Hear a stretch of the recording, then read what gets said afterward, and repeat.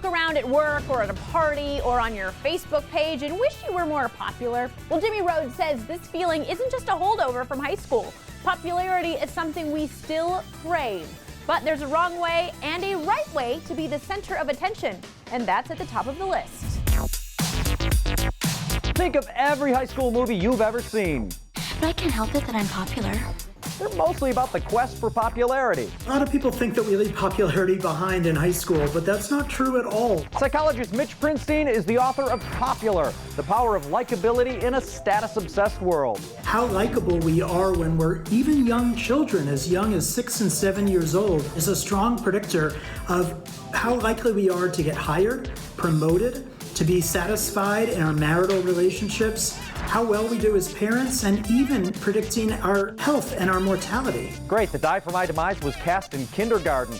But a key point is that there are two different kinds of popularity, likability and status. Being likable helps us to understand how to make everyone around us feel included, valued, and happy. This is completely the opposite from status, which is basically Mean Girls. So here's how the two types of popularity work in 3 distinct life stages, starting with that Darwinian viper pit known as high school. The likable kids are going to end up having much closer friends that are going to help them to not only do better in the face of stressful adolescence or in a close relationship, but seeking status-based popularity is toxic. And while that might work when we're in high school for a little while, that really doesn't work when we become adults at all. And can even predict future problems. Addictions, anxiety, depression, and relationship problems. Next, how do the two types of popularity work in our adult work life? High-status leaders dominate through fear and intimidation.